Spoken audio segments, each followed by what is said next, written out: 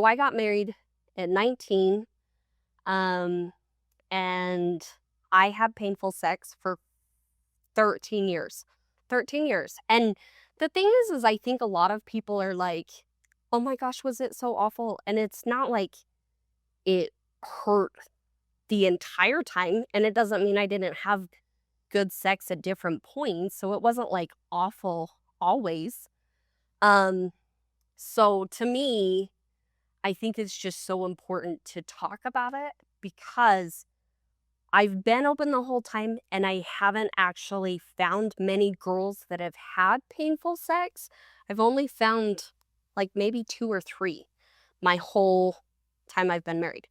And so to me, the reason I'm so open is because the girls that do have painful sex, they don't know who to turn to. So I tell every girl that I talk to about this, if you ever come across a girl that it hurts, you need to tell them that they have to go to pelvic floor physical therapy.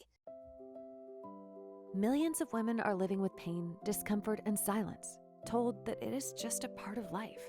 It doesn't have to be.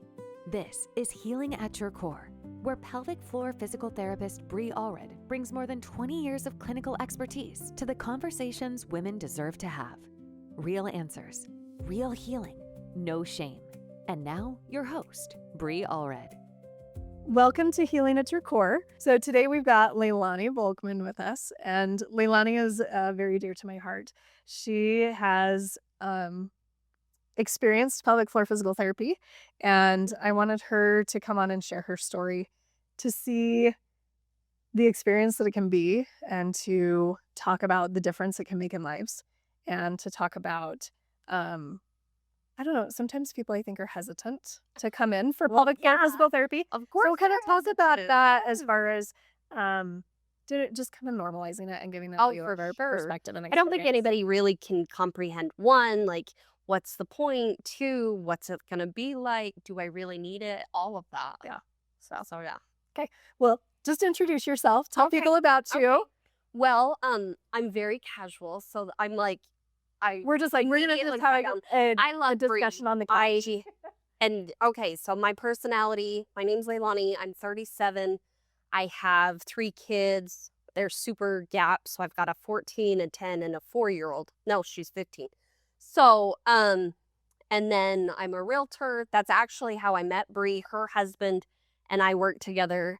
And he told me that she was a pelvic floor physical therapist.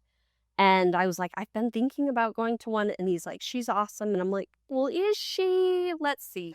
So then I decided to go. And I was like, oh my gosh. So my personality in general, so I'm an Enneagram 2. On the 16 personalities, I'm the entertainer, which is embarrassing, but it is very accurate.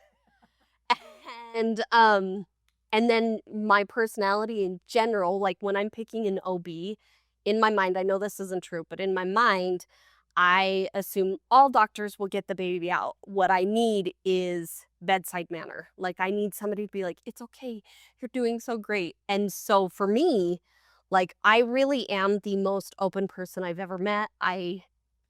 When I move to new wards, I say that I'm like a golden retriever spirit. So the Disney character I identify the most with is Doug the dog. This says, hi, I just met you. I love you.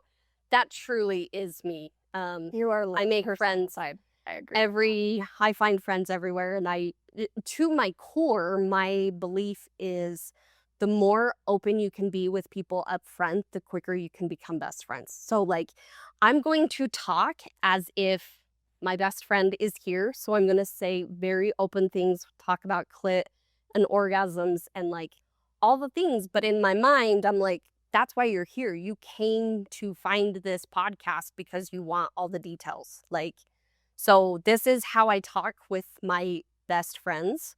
And the thing is like, to me, it's so important to find those girls who need this discussion. Because like, I've been open. So I got married at 19. And I had painful sex for 13 years.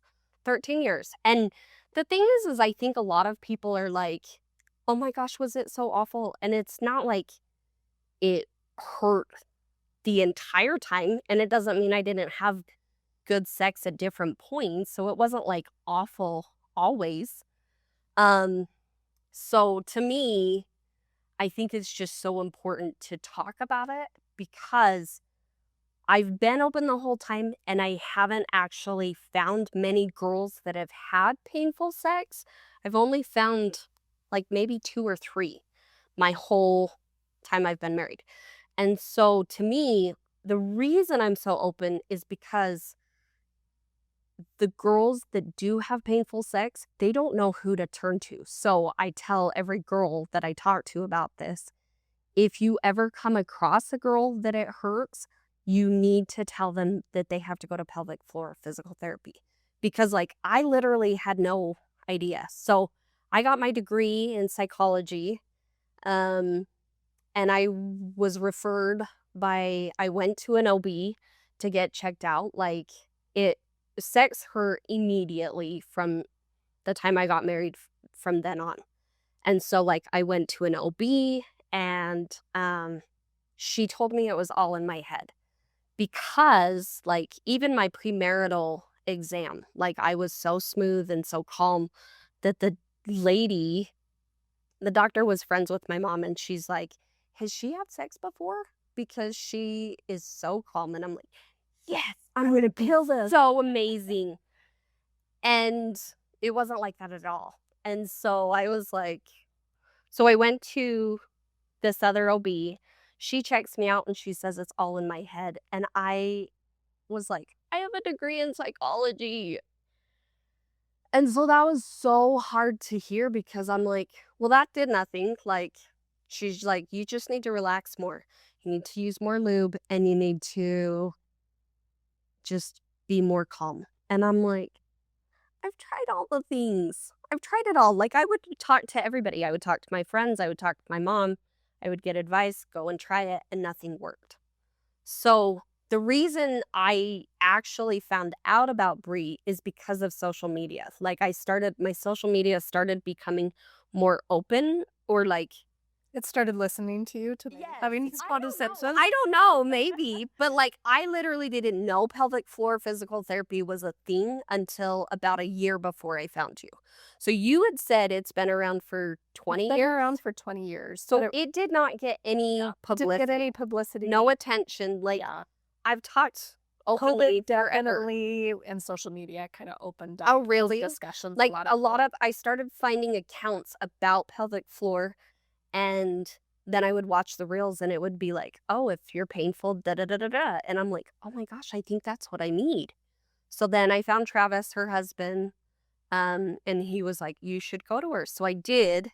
One of the hard things, like I'd had painful sex for so long that like I was willing to do anything. Like honestly, I would joke and I would tell my friends that I'm like, I'm ready to have sex in front of somebody and like in front of a doctor and they can help me. They can solve like, I'm like, I know it's not going in my belly button. I'm not even trying to have butt sex. Like, I don't know what's wrong. Nothing, like, why is it hurting? And so like, I was willing to do anything, but you'd gotten to that point where you were so desperate to get oh, help. for sure. They were like, I will. Like when I tell people and they're like 14 years and I'm like, yeah, like it's crazy. Like a lot of people, I always want to like say up front, like this has nothing to do with my husband. Like he was so kind and so loving and so patient. Like our sex was like, he would take however much time it took to, I don't know. So like to me,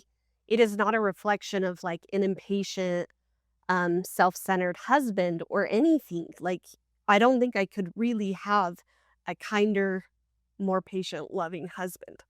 And I think to me, that's what was so sad is like, I don't have a husband who deserves this. Like, this is like a punishment to him to have such a sucky sex life.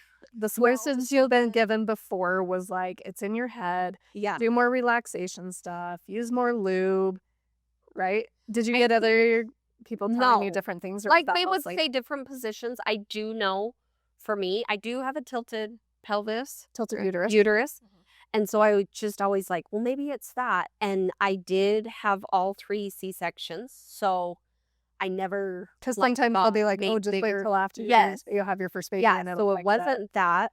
And I had C-sections not because I was so tight. I had C-sections because I had a bone in the way. So it wasn't that. But what finally pushed me to actually go to Bree was I had my 3rd baby. So she's 4.5 now.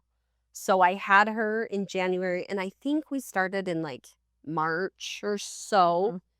Mhm. And because my husband noticed, he goes, every time you have a child, it gets even worse. And so I think either the hormones or something are drying up, we've talked about, but it was finally the worst it ever been. And I was like, enough, get out. Like, it just hurts way too bad. And like, so it doesn't mean like every time we had sex, I would cry, but there definitely were times where like I'm just laying there and tears are falling because it just hurts so bad. And the other thing that's interesting is it's not all the same hurt. Like, it's not just penetration, or like sometimes it would burn. Sometimes it was just inserting would hurt. And then other times, like if you hit the wrong angle, like you're literally hurting up internally. Like I literally remember. So one of the things that was life changing was at year 8, I had a friend give me a vibrator. And that was like one of the biggest differences. And then Bree. And so like vibrators I think are such taboo. And I think it's really hard for people to be like, oh, we don't need that. And I'm like, well, nobody like needs it necessarily. Some people maybe do.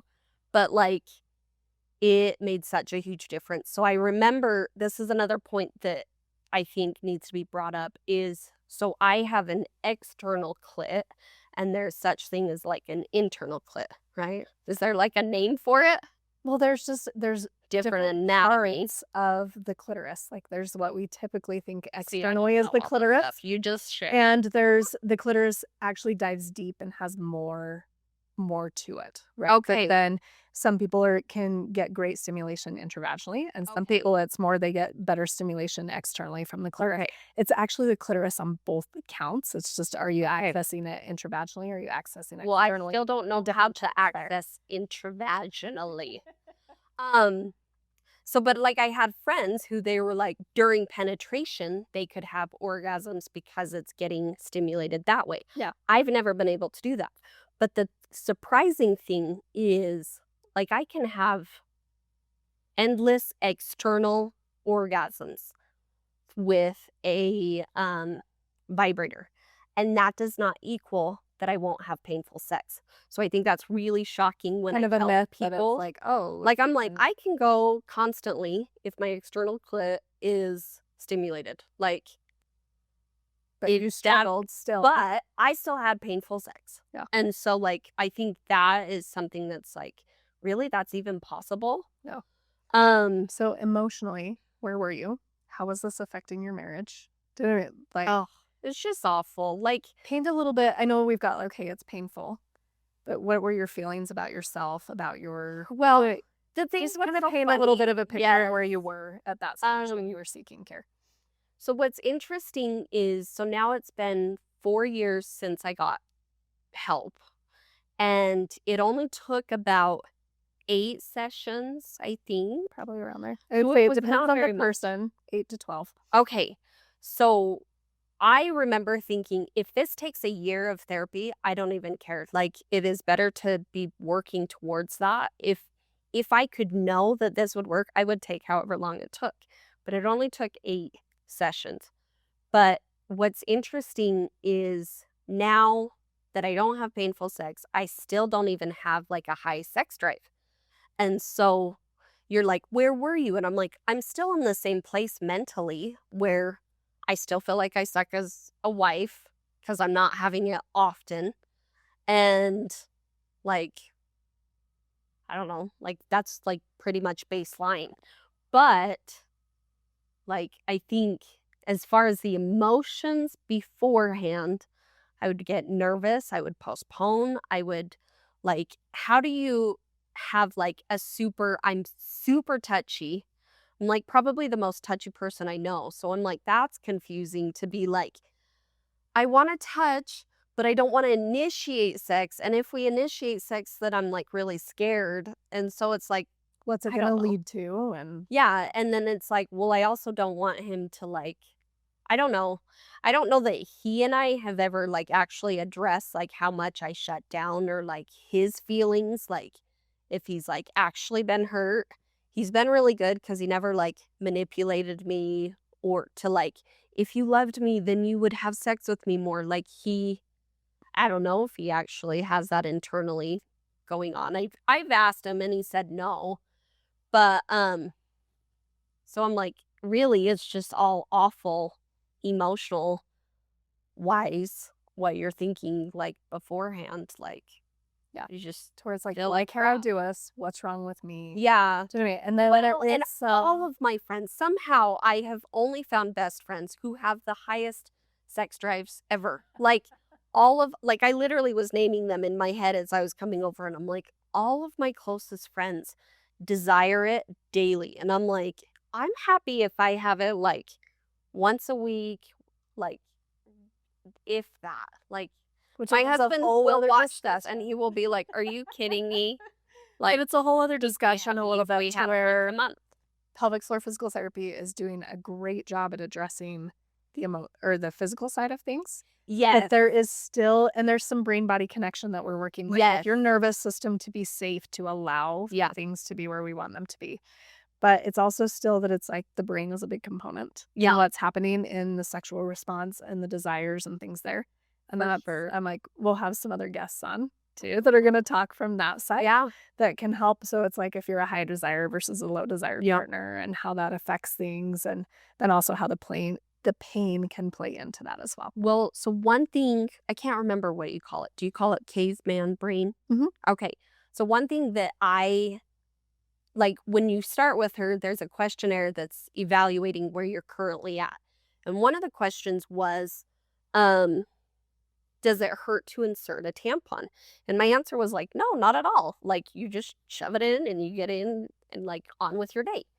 And so what is so interesting, and it was the saddest, most validating, see, I'm like being really open and honest, but like it was so sad because Bree has different dilators that like start like the size of your pinky, and then they work up to like, I don't know, like The that big. varying ranges of an erect penis. It is like really giant. And so I remember at one of our first appointments, she pulled out the pinky size dilator, and that hurt.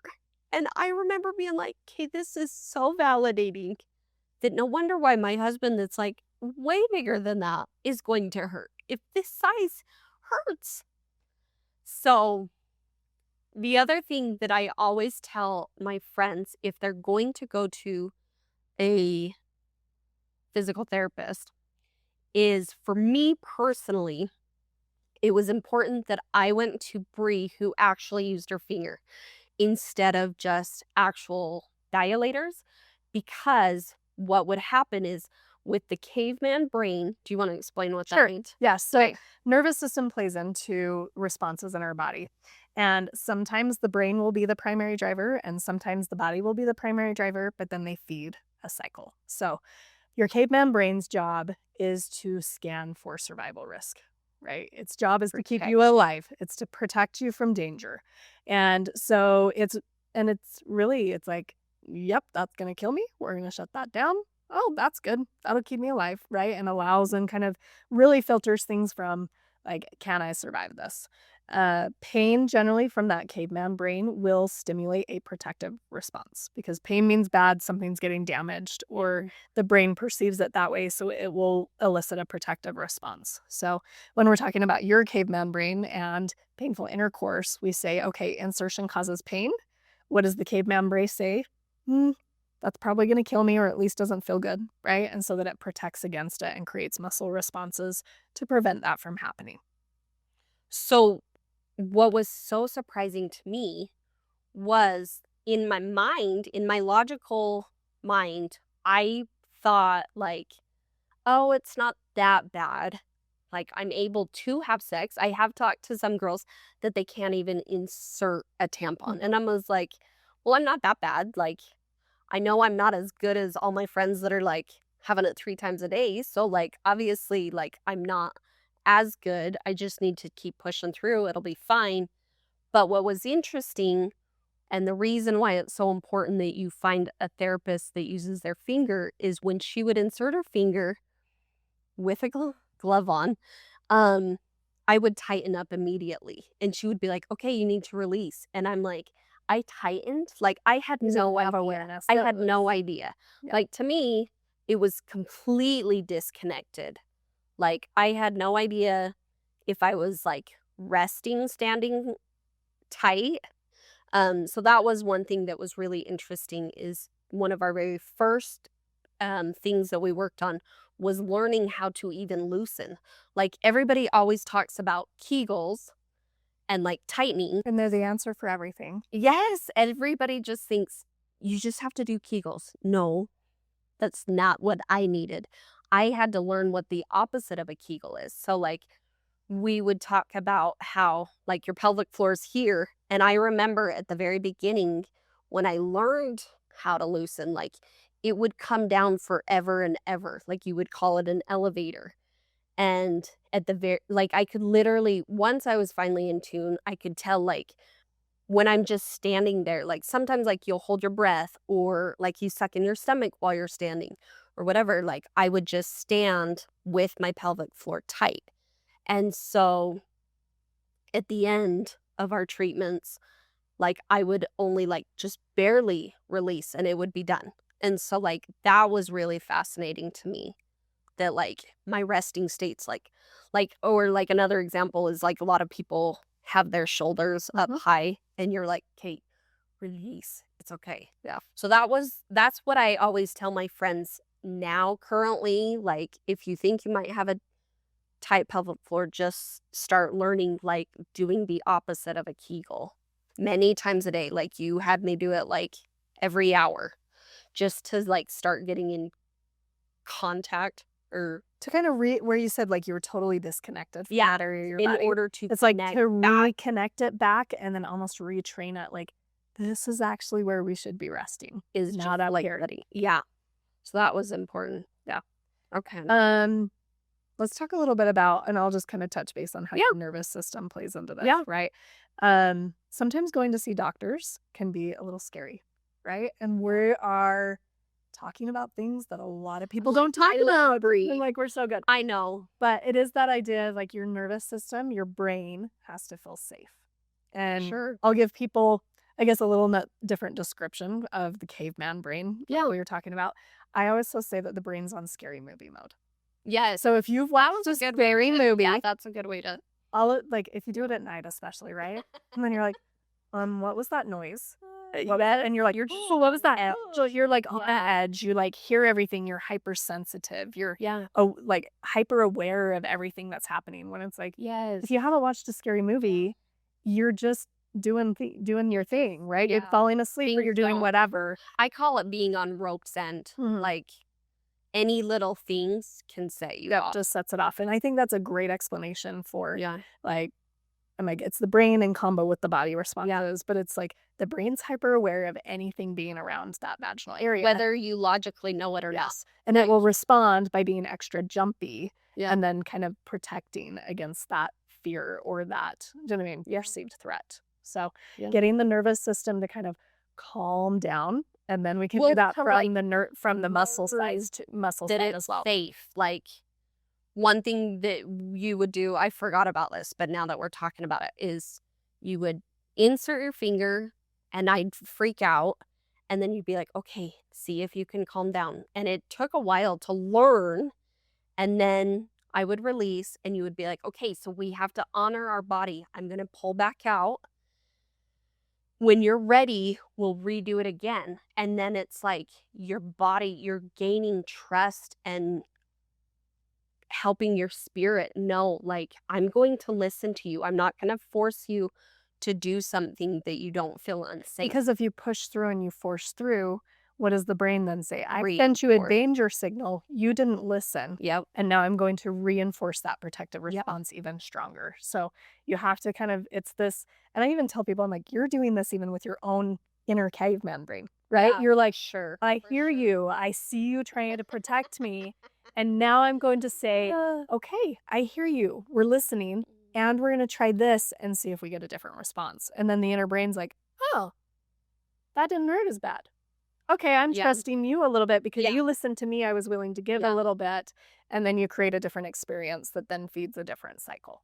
One thing that I was surprised about that I think's worth mentioning is even after I completed our stuff, I still had the scared feeling and nervousness for 6 months after. Because I watched writing a and new paced. story. Yes. So I never once had painful sex since then, but the apprehensive feelings to have sex lasted about 6 months. So it wasn't immediate and it didn't take forever, but it just takes time to rewrite that to new just story. be like, no, you really are safe. It really doesn't hurt. You really are okay. Yeah. So it So creates a that different was experience surprising there. to me how long it took. Because I thought like, oh, it doesn't hurt at all. Why am I still so nervous to do it? Yeah. And I think it's So- that you had 13 years of writing one story. Oh, for sure. And we had to kind of unwrite it in therapy. Yeah. And then rewrite the new experience that your brain would trust. Yeah, for sure. Yeah. And then there's only, I'm like, I really address a little bit of the nervous system responses and we address a lot of the physical side. But sometimes there is still a little bit more from a psychology perspective to heal that relationship there and to continue rewriting that new story. I think another thing that's interesting that I noticed is like if you're into energy work of any kind, like when you like release like a big thing, sometimes like you'll cry or like get really tired. It's like a release of emotion. And I remember after some of our sessions, I would be like exhausted. And we didn't do anything. Like we're literally Like we didn't go have a huge workout in the gym. yeah. And so like, but I remember being like, whoa, I'm like exhausted. And then I figured out like it's because we're like releasing that energy and we're letting it go. And it like that was really interesting to me. Yeah. So amazing. To have just a new experience with it. And also to understand that it's like, okay, we're doing a lot of stuff here. Yeah. Right? Yeah. Emotional brain-body connection. There is a book called Body Keeps the Score, right? It's like emotion can be stored in technical that I haven't read it, but I'm all into it. But the concept of it is this idea. It's like sometimes the body will store emotion that the brain doesn't even know. Oh, for sure. Yeah. For sure. So yeah. One of my guests described it. I loved it. And she's like, it's that like gut instinct. Do you know what I mean? Like you feel it before you know it. Oh yeah. And it's and I'm so detached. I like don't have red flags go off. Like that's not my gift. Too fun. Okay, so if you can remember a little bit, like describe your experience. If somebody is nervous to go see a pelvic floor physical therapist for this issue because they're like, oh my gosh, what are they gonna do? Yeah. Right. Just explain kind of like what was your experience and maybe what were some of your fears and were those fears realized or did it what was your experience like? Well, so I just like kind of like what to expect on their first visit from your perspective. Can we remember? Yeah. And I can kind of help with that a little bit too. But that idea like, okay, like it's really not that scary, even though it seems like it is. It can be very vulnerable, but also pelvic floor physical therapists are trained in a way to be able to hold that space and that vulnerability and need it. What I was saying is like my priority when I pick an OB is just their bedside manner because like I'm super touchy. I'm super like you can tell like emotional. Like I show love like so easily. So I really need that. I don't think I could. I'm sure I could, but like this probably was the most vulnerable thing and I don't even get embarrassed. And I was nervous. And so I needed somebody to be very loving and you were exactly what I needed. And you matched my energy. So I'm sure if you had somebody who wasn't as needy as me, you wouldn't be like that, but you were what I needed. And so I needed reassurance. I needed you to talk me through things. I needed I don't know, I think it takes a lot to match the type of kindness that I need. But I think the first appointment, I don't even know if I can remember, but you go in, I'm sure you talk for a little while, and then she leaves the room and you get undressed from the waist down. Basically like you do for a gynecologist. Yeah. And then you cover up, you lay on the table, and she comes back in, and then I don't really remember. So I can walk from through then a little on bit there. what happens at the first appointment. And I'm like, a lot of times the first appointment, and it's really about, again, meeting your body where it is. Like some people were starting, you're not ready to may not be ready for some open touch. So a lot of times we're going to talk, we're going to explain what's going on, which often is that scary movie mode with muscle responses happening without addressing what we're going to be doing. But we'll start a lot with some breath work and connecting the breath to the pelvic floor and educating how to release and relax the pelvic floor. Then we may move to some external touch where you're still fully clothed. It's like, okay, can I touch your belly? I was like, no, you're good. Let's and get that's where it's going. you were ready for that on your first visit, so we did it. But some people may not be. Yes. But it might be what if I touch your lower belly?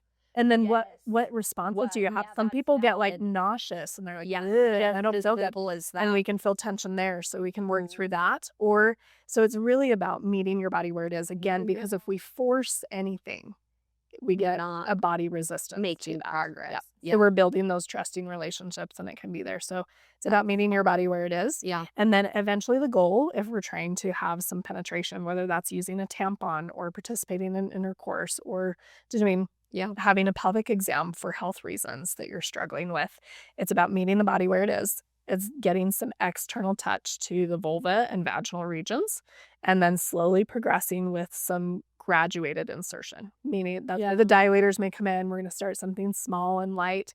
We're feeling for muscle responses. We're stopping when the body asks us to stop, whether that be a muscle response or didn't the dilator won't go in. It's your body is preventing that from happening. And if we force it, it will respond with increased protection. So it's meeting that body where it is, teaching new skills like relaxing those muscles, quieting the nervous system we'll use some vagal nerve techniques, which are crazy things, but it's a big thing that forces you more into a rest and digest nervous system state, and kind of meeting the body where it is, and then progressively increasing sizes of what we're inserting, allowing for light stretch, learning how to relax into stretch, which can be helpful for childbirth for different reasons, right? And then getting to the point where you're able to insert a certain dilator size and have repeated insertions to mimic motions of intercourse so that the body can help there. Yeah, not just a one time. And I always tell my clients, I'm like, my goal is not any arousal. So usually things are a little better. We're taking it very scientifically. And kind of educating from a physical exercise-based type standpoint. And then when the body is in more of an aroused state, we are just in a better spot where it's you have more lubrication, better blood flow, a little bit increased flexibility of tissues. So things should be better in that environment when you're in those situations, that then you use the tools that you've gained in a physical therapy session in those situations. So, and then progressing from there. And there are some people that have difficulties orgasming. That wasn't your situation, but muscle tension can contribute to that. Help with we can help with that from either a muscle strength or a muscle tension standpoint. And just an interesting kind of open discussion to where it's we can address lots and lots of issues related to intercourse difficulties, whether that be pain or orgasm. My next question is, can you help people find their G-spots? Sometimes. Okay. That's my next thing that I'm I think I would like her to help me because we can't find it. I know it's so interesting, but sometimes anatomically. Oh, really? You may not have one. Okay. AKA So That's the question everybody wants. I'm like, we'll talk about it, right? I need my models. I don't have them here with me. It's terrible. But the idea of, okay, we think of the clitoris of the external little bulb that's there, but it does go, there's a crus and there's a bulb that go deep. And the vagina sits in the middle of the clitoral bulb, okay? Versus the glans, which is the head, that we see when we're thinking like, oh, that's my clitoris, and you see it on the outside externally. And so based on how your clitoris is oriented with your vaginal canal, it's easier to access for some versus others, right? And if it's oriented a little bit more deeper away, you may not be able to access that point very well. So and some women are like, oh my gosh, I'm broken. And I'm like, no, it's anatomically actually not your fault. Yes. And when we're talking about orgasms as well, right? There's different types of orgasms. We don't realize this. But there's like there's corgasms, there's clitoral orgasms, there's vaginal orgasms. There's different things of different parts of your body that may be stimulated when you're having an orgasmic release. And just learning those different parts of your body can be helpful for some. But I even tell people from a climax perspective, there's some statistics that 10% of women will climax from vaginal stimulation alone. An additional 20% of women prefer clitoral and vaginal stimulation together to orgasm. And 70% of women want external clitoral stimulation alone for orgasm. So it is a preference. And I just look at those statistics. It means that however you achieve climax is good. It's great. And if you are one of those women that prefer more external clitoral stimulation, you're actually in the norm. Of 70% of women. Do you know what I mean? Achieving climax through that type of stimulation. And then 30% of women, do you know what I mean? Also prefer some vaginal stimulation or vaginal stimulation alone. So I just love to kind of, because we all think we're like, oh, I'm not having a climax with vaginal stimulation. And I'm like, and that is true for 30% of women. And there's 70% of women that it's like, that's not how they achieve climax. And all are perfectly acceptable and normal. One thing that blew my mind was, like, I could never, the reason I brought up, vibrators was because before I had a vibrator, I could never do doggy style. Like, I was like, get out. I am going to throw up. Like, I literally felt those visceral responses. Like I was having like labor contractions. Like, it hurt so bad that I was like, we are never doing that again. And then when I got a vibrator and I would stimulate the clit, then I could do doggy style and it didn't hurt at all. But when I was first getting the vibrator or first using it, I would take the vibrator off and I would go back into like, I am going to throw up. It hurts so bad. Then I would put it back on and I'd be like, I feel nothing. Like, I feel crazy. This is so different.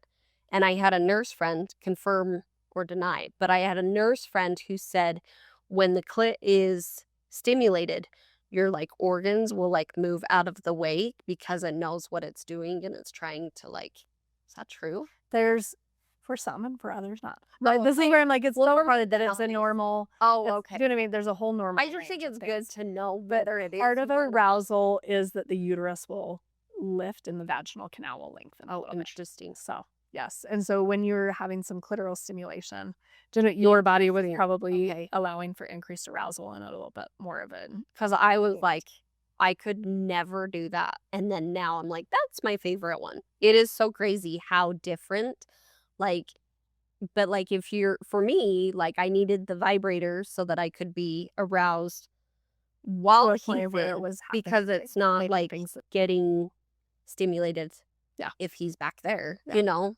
So it's just so it's just weird. And this is where it's like everybody's sexual response is unique. And so just this is where a lot of the like various recommendations and positions and use of vibrators or other sex toys to kind of help promote or support that sexual response are beneficial for people. Another thing that I thought was interesting is what was your favorite recommendation for a lube? Oh, so it really depends on the person. And really? But there are multiple lubrications. I have women that are sensitive to lubrications. It can create some burning. It can create different things from the lubrication itself. So there's really individual recommendations, right? But Silicone can be irritating to some, but silicone is generally a little longer lasting. Okay. Especially if you're needing something that's a little more waterproof because you're, right. do you know what I mean? In the shower, you're doing things there. Yeah. But we really try to go for clean products. Yeah. There's a lot of different types, but that needs looking to at be a clean product because people don't know. Like, I'm like, we'll do a whole podcast on that. That's a great. I'm like, I remember because I had used Astroglide. Yeah, and it has a lot of things in it that can be irritating. Yeah, too. and I didn't know. Like, you just don't know what you don't know. Yeah. So, and that's where it is a little bit of an individual, which is one of Yeah. my takes on things. I'm like, I think individualized is better than just Important. Do you know what I mean? It's important from those standpoints because some general recommendations that I may give may not actually work for one person. Yeah. So it can be there. One thing that I always want to say is for me, so I have 2 daughters. My plan is to take them to a pelvic floor physical therapist before they even get married. Because I think if you can learn within yourself before you're even sexually active to how to relax, like, Yeah. can you imagine if all of our daughters like had this toolbox and skill set before, then you'll like bypass so much. And I could even say just a little bit So. of like if you're struggling with painful tampon use.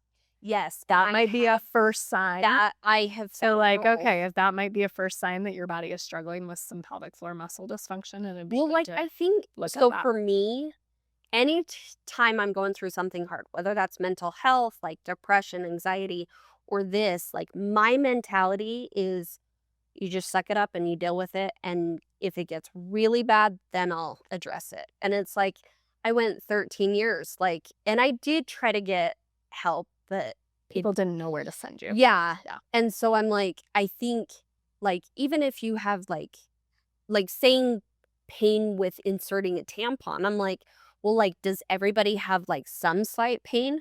Or does it like I've talked to a girl and she's like, I can't even insert one. And I'm like, okay, honey, you need to go.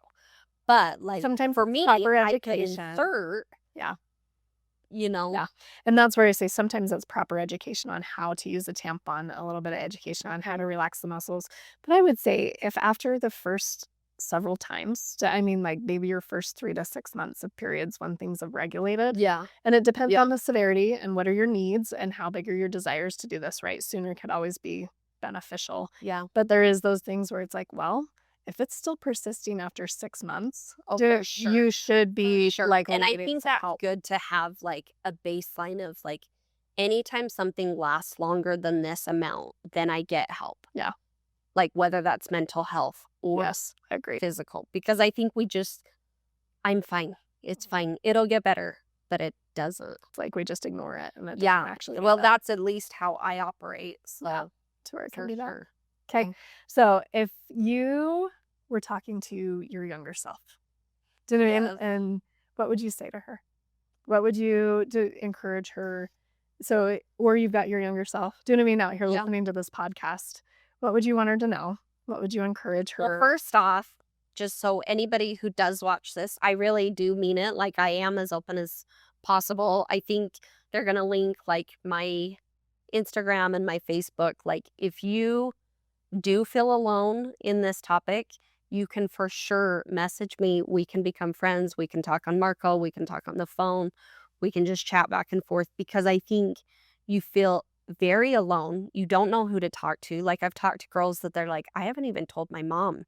Like I think it's a very lonely thing. And like your spouse is supposed to be your person. But even in that, like you feel kind of alone because you're the one causing issues, you know, like, and they don't understand or, you know, I just think it's a very hard thing to go through. So if you have the personality that you want to reach out to me, my inbox is literally always open. Like I share with everyone so that the girls that struggle with this don't, one, that they can find help, and two, so they don't feel alone. Like that to me is the very most important. Yeah. Because it is so hard and sex is so important that it's really lonely and scary. So if I was talking to my younger self, I don't know. I feel like I did everything that I could. Like, I tried to stay open so that I could find help, and I just couldn't find the help. And so I just am so grateful. One, obviously, that I found you. Two, I'm grateful that we live in an age. This is one of the blessings of social media is, like, it's back when it was scary to research all these questions because you're scared you're going to pull up porn and all this like stuff. And you're like, well, I don't know. But now, like, you get reels of symptoms and you're like, hey, I identify with that. So that's such a relief to get help. But really, if I don't know what I would say to my younger self. I would show a lot of compassion, but it's easier for me to talk to somebody else who's first married than to go back and talk to my younger self, which Okay, is so what would you tell them sad. that's first married? I honestly just think, like, if you have painful sex at all, and even it's like we've talked about, it's possible to not have painful sex, and then if you have a baby, it might start hurting. Like, that's also when you can go, because even if it's been okay at one point, like, get help later. Different experiences can bring up some trauma responses in your body, which triggers that protective Yes, response. like, So I've had friends that their labors were really bad, and so then they were that really can cause scared some things. after. There can be Yeah. mental health contributors. So, but yes, if you're ever having painful Yeah. sex, it's like there's things you can do for it. Well, I think really my final word is just, I prayed for years and years for this to be resolved. Like, I really did. And it never was. And I really was hopeless. And I literally thought that's how it would always be. And so to me, like, I literally, anytime I think about this, like, I'm like, I will do whatever uh marketing, whatever it takes for Bree, because she literally changed my life. And to me, I literally call it the biggest miracle that's ever happened in my life. Like, that I've literally prayed and fasted forever and never got help. And then it's literally night and day. Like, I literally don't have pain. And I didn't even know that could ever even be possible. So I am eternally grateful. So, yeah. Thanks. And I love Bree. Like, everything about her, she is so warm, she is so friendly, she's understanding, she's patient. Like, one thing I will say about Bree is I do believe that she has found her, like, God-given gift. Like, Bree in general. So I met Bree and got to know her through pelvic floor. And so I saw this, like, lit up, super compassionate, talkative person. And then when I would see her outside of pelvic floor with her husband, she was much more quiet. And I've come to the conclusion that I'm like, she has found her God-given gift. And when you find that, you light up and you have a desire to help and serve, you know? Yeah. So It is a passion of mine. Yes, I'm for right. sure. So I literally couldn't recommend her more. And she can be what you need. And it is scary. One thing that is, I remember, like, being so desperate for help, but what was so surprising is the therapy actually did still hurt. And I think I went into it thinking, oh, it's going to solve the hurt, so it won't hurt in the process. And I think that's one thing to be aware of, like, It's about pushing your body that little extra just a bit. tip, Yep. so that you're learning, like, hey, it's okay, we're safe. But, like, I just thought it would be, like, totally nothing, and I remember being like, "Oh, It's still a little bit of work in there. you're in denial if you thought this wouldn't hurt at all." But, like, Yeah. totally worth it, of course, obviously, but For sure. yeah. Okay. Now we're gonna just do some fun fire questions. Oh, Like, okay. well, I think it's more just about getting That's to know okay. you, You right? can ask These are me kind of end every podcast. I we do. tell everybody So, everything. You've already kind of answered some of them, but what would you say is your guilty pleasure in regards to food?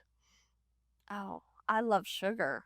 Like, In all its forms, or is oh, there- yeah. Well, no, I'm like, I love I have a really good chocolate cake I make.